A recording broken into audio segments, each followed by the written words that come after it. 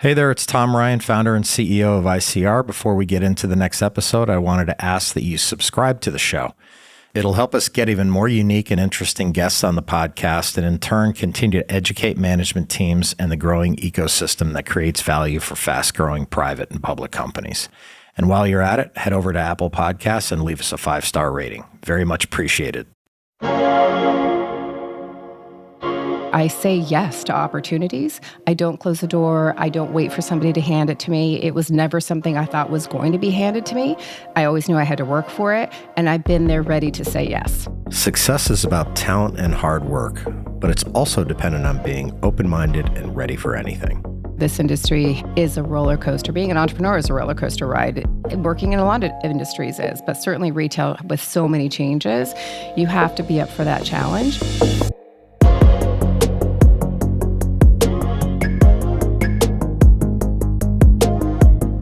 Being a public company can be hard. Small missteps can have outsized consequences. I'm Tom Ryan, founder and CEO of ICR, and over the last 20 years, we've helped thousands of companies understand and navigate the stock market and the media. We'll demystify these and other increasingly complex stakeholder groups so you can focus on what you do best, building your company and unlocking your true potential. This is Welcome to the Arena. The fashion industry can be a push-pull between the creative side of the business and the business side of the business. It takes an intuitive and bold business innovator to merge those two visions and lead brands into the future. Today, I'm sitting down with Sandra Campos, a board member, 3-time CEO, and 2-time entrepreneur and advisor. Throughout her career, she's built global lifestyle brands, and she's been instrumental in turnarounds, digital transformations, and innovative marketing campaigns, as well as international expansion as a technology-focused operator. She's the only independent board director at Fabric, a modular and headless commerce solution. She's also a board member at private equity-backed Daniel's Jewelers and Big Lots. Her retail career has included being CEO of Diane von Furstenberg, president of a portfolio of $1 billion contemporary brands, including Juicy Couture, and division president at Oscar de la Renta. As an entrepreneur, she created the first teen celebrity brand management company in partnership with fellow Latina, Selena Gomez. Together, they launched Gomez's first lifestyle brand called Dream Out Loud. Sandra is an advocate for Latinos and recently launched Latina Disruptors, an event highlighting and honoring entrepreneurs. She has received numerous awards, including Top 100 Latina Leaders by Latina Magazine, ALP's Most Powerful Latina 2020 to 2022, Top Women in Retail, and 2019 Top Leaders in Business by Hispanic Executive Magazine. Let's enter the arena with Sandra Campos.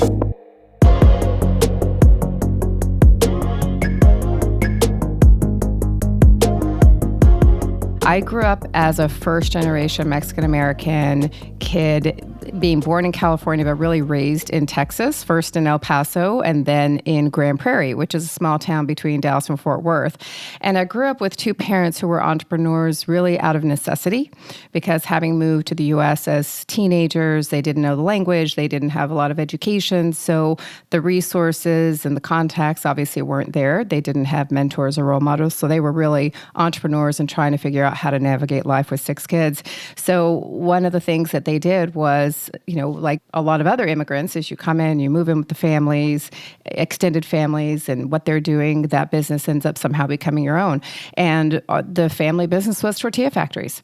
So my father ended up starting a tortilla factory. We went and lived in El Paso, learning from one of his uncles, moved to Grand Prairie to start his own factory, and my parents were involved in the tortilla business. And so for the amount of time that they had the business, I worked in the business just like several of the older kids. When I was 10 years old, I was working in the factory. And one of the more difficult, quote unquote, challenging jobs, which you had to have some experience in. So clearly I was working there for a while, and I was packing a tortilla, eating a tortilla, packing and eating and packing and eating and all day long. I think overall what I see now, and I've seen as the years have gone on, is that entrepreneurial spirit, the knowledge and understanding of what business takes, not only from the production manufacturing, but also we had a retail store in the front. We had the warehouse in the back. I was working in the back with the truck drivers when they'd come pick up the boxes. So all the logistics pieces, it was just there. Now, it wasn't my goal when I left Texas to pursue the retail fashion industry. It wasn't my goal to work in anything that my parents had done, but it was really them as role models because they had been able to come to this country and learn something new. You mentioned kind of leaving and getting into retail apparel and fashion. How did that start? How did you kind of get into that in your first few jobs? I literally sent one resume to a company in New York and one resume to a company in LA. And I got the first interview in New York. I had never been to New York, had no idea, had no contacts, nothing. Flew in for an interview, got the job, 2 weeks later moved.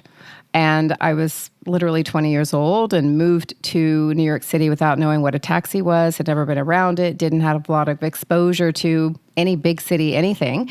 But I had a job, and my job was paying a whopping $17,500 a year, and that's what I moved to New York City to do. So ultimately, I couldn't just work in that one job. I had to have 3 jobs for the first 3 years. So it all ended up being around retail. And I was working on the wholesale side, working on the merchandising side, working on the buying side. I was also working in a retail store on the weekends, seeing the customer side.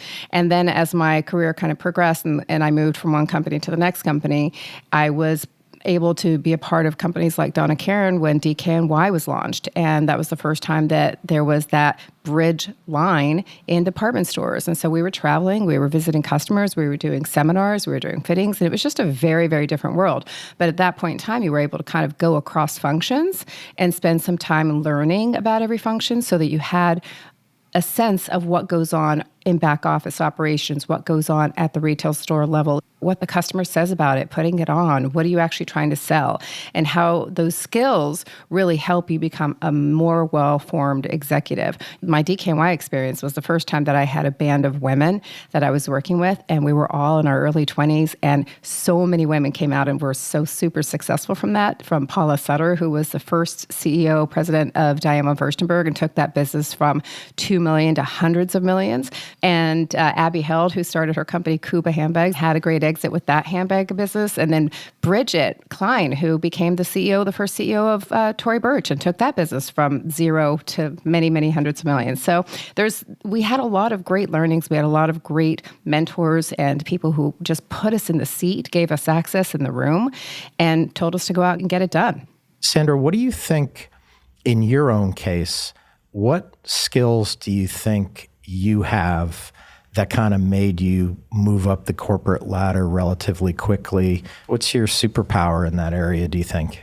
Well, one is tenacity, for sure, because as you know, this industry is a roller coaster. Being an entrepreneur is a roller coaster ride. Working in a lot of industries is, but certainly retail with so many changes, you have to be up for that challenge.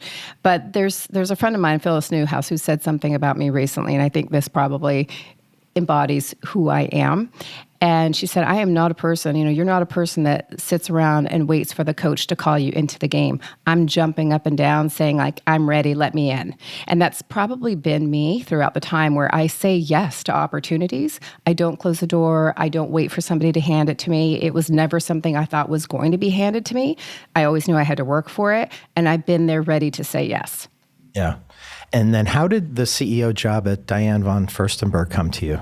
So like many things in life, and I just mentioned the word access, I think access is really important. And you mentioned networking and don't burn a bridge. And I was the president of 6 different brands that were part of the contemporary consortium at Global Brands Group. One of those brands was BB. BB, I had hired a creative director whose name is Nathan Gendon. And Nathan was Diane von Furstenberg's creative director for 10 years.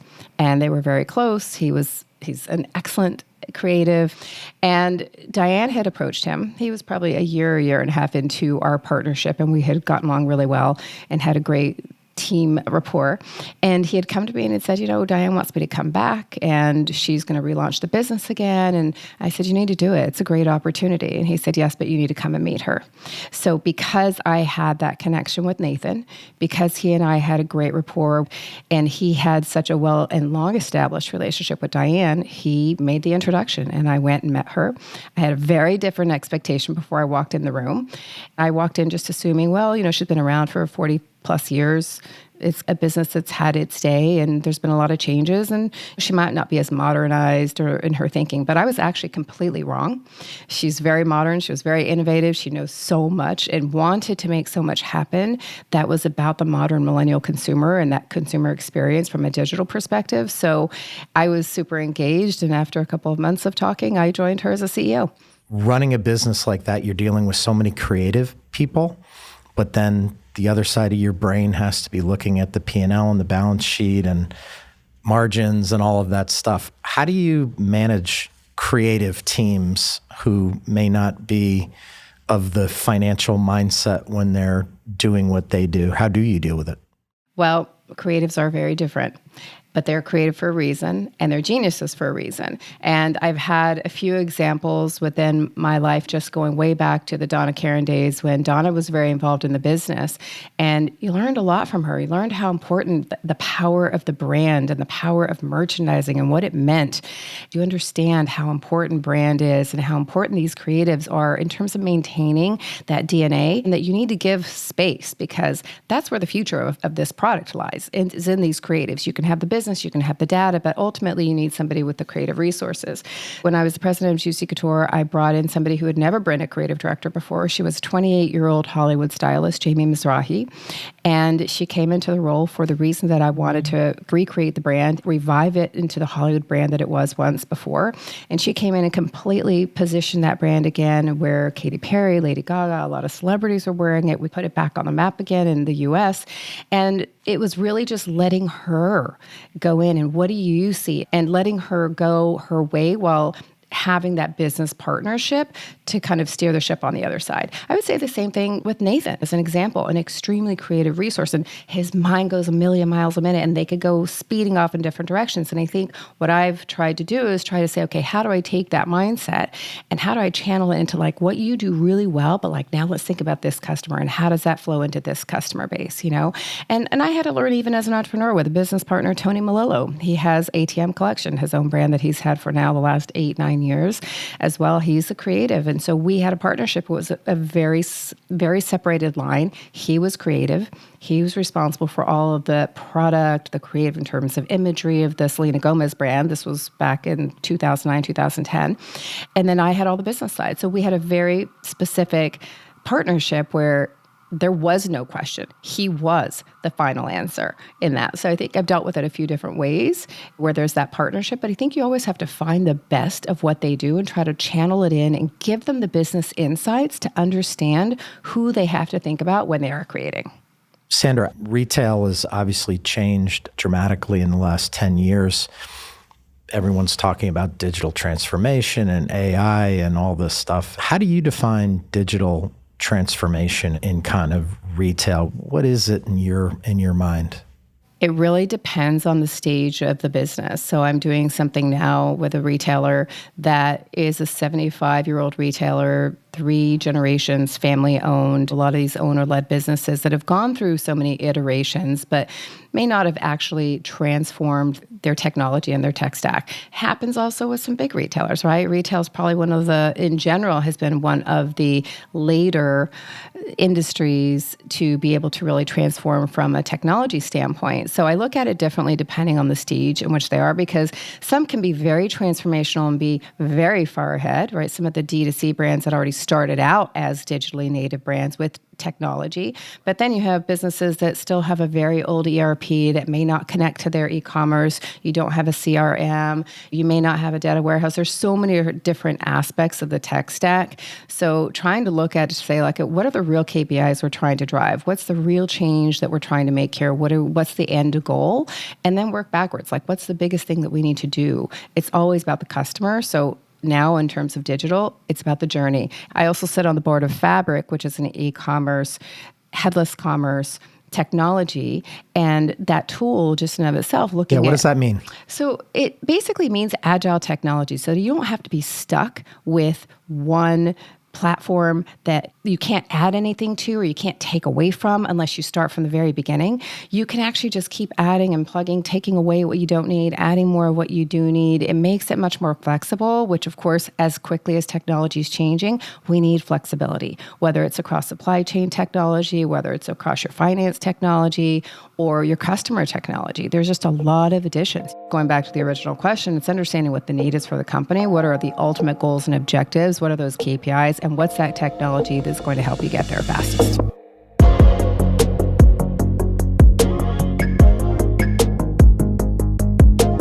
In 2009, Sandra partnered with Selena Gomez to create the first teen management company and launched the Gomez lifestyle brand Dream Out Loud. The widely successful brand was exclusive to Kmart in 14 product categories for 6 years. The story of this amazing partnership all starts with Sandra's great instincts. My business partner, Tony Malillo, he and I got together through a mutual contact, and we had an idea. We had both been in businesses that were more in the luxury sector. We'd been dealing with department stores like Bergdorf's and Neiman Marcus and Saks, and we looked at each other and we said, oh, it must be so much easier to be in the mass market, right? Well, I laugh because clearly it doesn't. That's not the case. But we had an idea at the time, and I had 3 children who are all in Generation Z. At the time they were little, I only let them watch TV on the weekends, but I would sit down and watch with them, and they were watching Disney Channel. And so we had this idea that there was a lack of celebrity brands at retail, and there was certainly not a focus on the teen celebrity, but we knew that the millennial generation was a big change and shift, and we also knew that Gen Z was going to mean something. We just knew this intuitively. We knew that there was going to be these changes.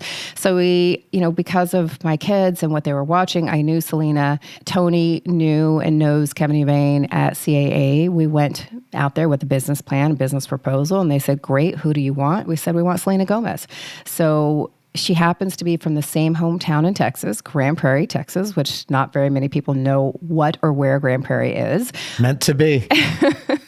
So, we connected on that. She was 15 years old at the time, and we embarked on a 6-year partnership. We created Dream Out Loud. It was a 14-category brand. We created an exclusive partnership at Kmart. We focused very much so on her, what she called Littles, which is now Generation Z, who is the prime consumer everybody talks about. And over 6 years, so much changed. We went from having just Facebook to then, of course, every other social platform, from having less than 500,000 followers at the time to having hundreds of millions of followers. It just, a lot changed during that time. And that's really what got me focused on digital and transforming retail, because influencers became the ones that were actually determining what was a trend. It wasn't the brand or the designers anymore. It was the celebrities. And so with all of that change, we were able to build that with her because she was also very focused on her customer and her follower and her audience. From a brand standpoint, you can't ask for a better partner than somebody who really cares deeply about that customer. One interesting thing, given your varied background, is what do you think makes a successful entrepreneur versus a successful corporate executive?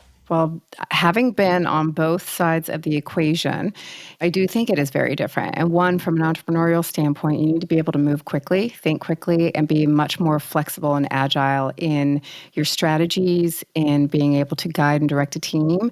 And that doesn't always work when you're in a big corporation with multiple layers and you have to have a lot of team consensus. So working on teams, obviously you need to be able to be collegial and work with teams on both sides, whether you're an entrepreneur or a corporate executive.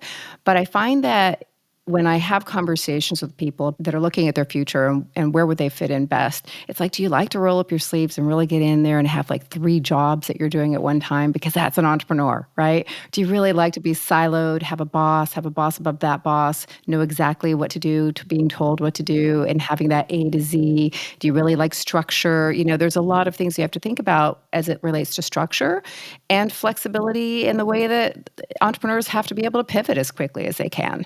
So I think that's a real difference in terms of personalities and your traits and what works and what doesn't work for you. When did you decide to serve on boards? Did people just seek you out to do that? Was that a conscious decision to say, hey, I think it would be good at this and I want to do it? How did you make that decision? It's actually interesting because I did not think about it. I had not thought about it at all. I was the CEO of DVF at the time that a banker, Noreen Gillen, came to me from Merrill Lynch, and she asked me to go with her to an event at the LCDA, which is the Latino Corporate Directors Association. And I had a lot of events at that time. I was a single mom with 3 kids, so I didn't really want to go to another event. So I was very begrudgingly going to this event. But once I walked in there and I met all these incredible people who have, across sectors, across the country, and in some cases across the world that were there. And I realized that there was this entire community, number one, that I didn't even know about. I didn't know there was an opportunity to be on boards, based on what I was doing and what that looked like in terms of being able to advise and being able to share my experience, my expertise. And so when she invited me to that, I ended up joining the LCDA. The very first call I got was from their suggestion to a recruiter who was Janice Ellig. And Janice called me and she talked to me about Big Lots. And that was the first board that I joined, the first board I got called on, and the first board I joined. So it was very lucky. It was very fortunate. It doesn't always happen that way. But I happen to also know Big Lots as a consumer. And I was really excited about it and the value that they have for the consumer and retail. So it was something that just worked out very nicely.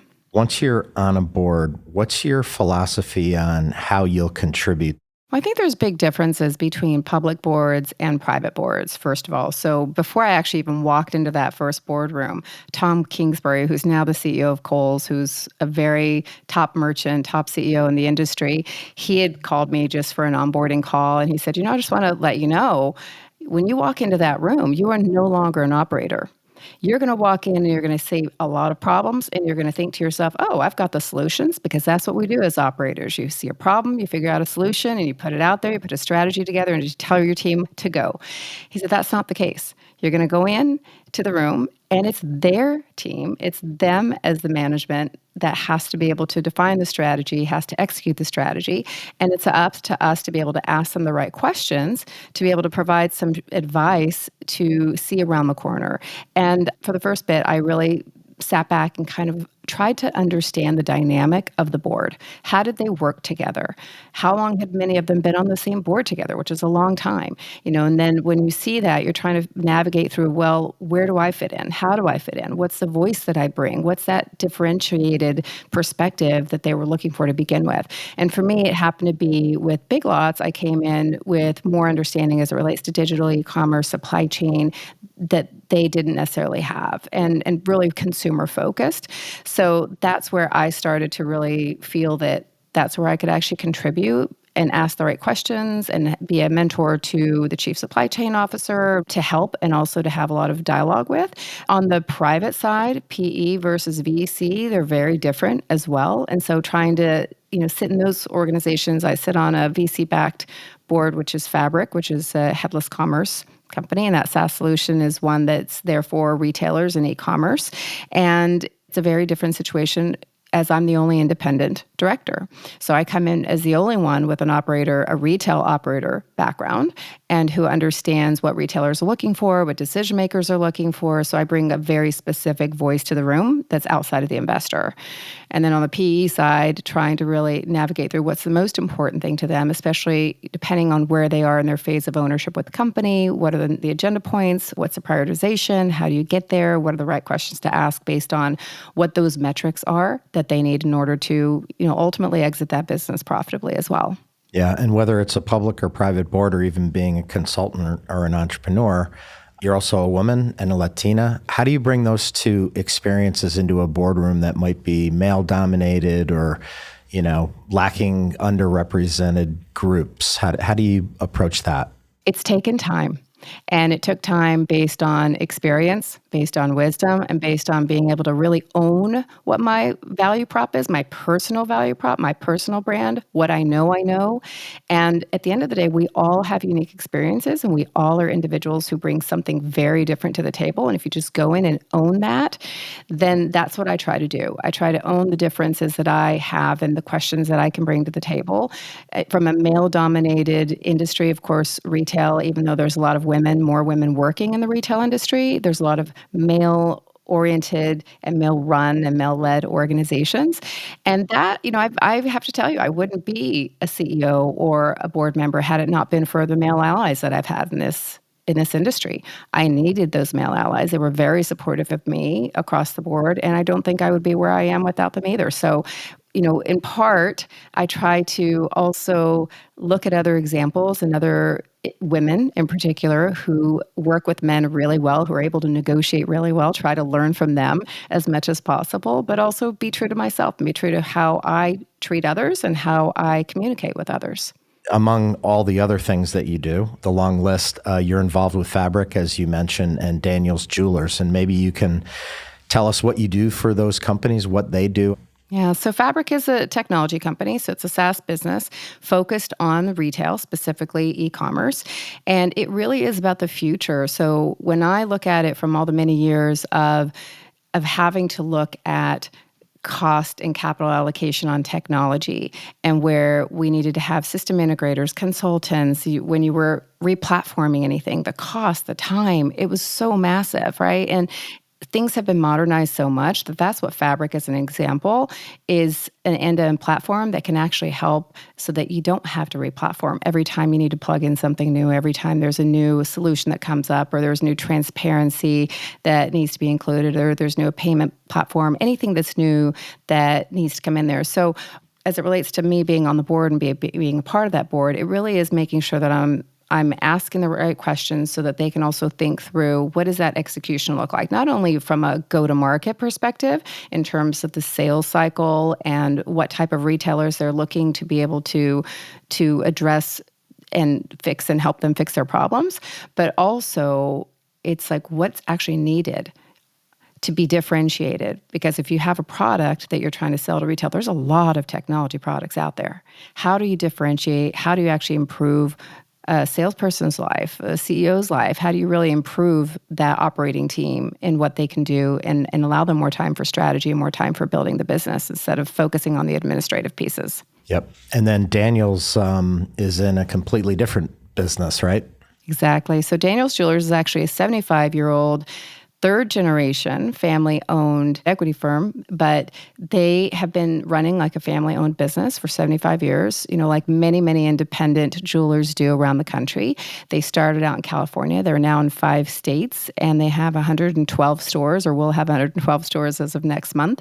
They've done a fantastic job of really addressing a working-class consumer, which was what attracted me to them. Number one, they're very multicultural, very multi-generational. I love the fact that they had this loyal customer, that they've had so much of a focus on the diverse consumer, because I say diverse, and that means every way, shape, or form, age, race, gender, etc. And I think that that's what's really helped them be successful. So my point in going in with them and being involved with the private equity firm was to help them really accelerate their digital and being able to look at the digital footprint, help them find a way to make e-commerce as relevant as it could and should be for the consumer, because their consumer, they have more than 80% of them on mobile, right? As many retailers do. We're all on our mobile phone. You're shopping, you're browsing, you're doing everything on your mobile phone. So they need to be able to have an e-com site, and technology needs to be updated so that they provide a journey and an experience that a customer can then convert into sales. Well, listen, Sandra, I have one more question for you, and I know it's something that you're passionate about. There's a lot of ethnic groups or demographics that are not necessarily that visible in the venture community, and the Latina demographic is part of that, despite the fact that there are some amazing entrepreneurs out there. What do you think the issue is right now, kind of the state of the union in that area, and what can be done to kind of close the gap of getting connections with great businesses and great financial backers? Yeah. Thank you for asking that question, because I think the first thing is that it's visibility. Access, obviously, for access to capital, access to media for storytelling, access to the network that they may not have grown up with, access to people who can actually help connect them to somebody else. But visibility, and I'll say that because a lot of Latinos don't even talk about being Latina. There are many entrepreneurs who've actually exited businesses, had IPOs that are Latina in background and who don't talk about it. There are many out there that many people, when I talk to them, I say, well, she's Latina. They turn to me and they say, that's a Latina? Because because their last name isn't a typical Gomez, Campos, Morales, or whatever else, they don't automatically assume. So what we need is we need visibility to those that have done it, because there are plenty. We need visibility to the pipeline, because there's also plenty. There's a long line of entrepreneurs who are out there who are dominating, who are excelling, who are outperforming, and they've done a fantastic job. And one of them who's in renewable energy, who's raised on her own more than $250 million. Another one who in her third year of business did $750 million in her third year of business and had a $50 million EBITDA. I mean, that's fantastic. Or the founder of TaskRabbit, who sold her company to IKEA in 2017, that was a Latina, right? Or one of the co-founders of Looker, who sold for $1.6 billion to Google, who was Latina. So you've got on and on this list, but I think it's visibility and making sure that we show that there are a tremendous amount of Latino entrepreneurs who are actually excelling, who are proving that they can actually scale businesses, they can scale profitable businesses, and that ultimately is profitable for whether it's VC, private equity, or any other investor.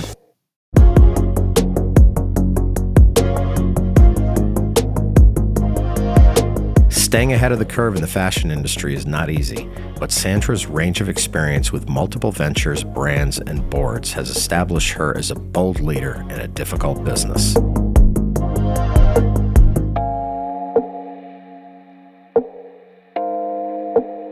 At Welcome to the Arena, we're working really hard to bring you exciting guests and great content. If you found this episode insightful, subscribe to the show on your podcast app and leave us a 5-star rating. The more the show grows, the more interesting voices we can have on the podcast. And in turn, that should demystify a lot of the stakeholders around public companies and soon-to-be public companies. Thanks for listening.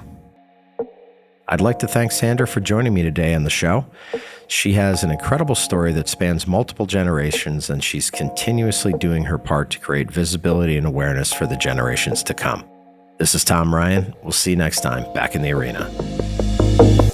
References to specific stocks are not intended to be recommendations for specific trading behavior. Comments presented on this podcast are intended for informational and educational purposes only, and do not represent opinions or recommendations on whether to buy, sell, or hold shares of a particular stock. All investors are advised to conduct their own independent research into individual stocks before making a trading decision. In addition, investors are advised that past stock performance is no guarantee of future price performance.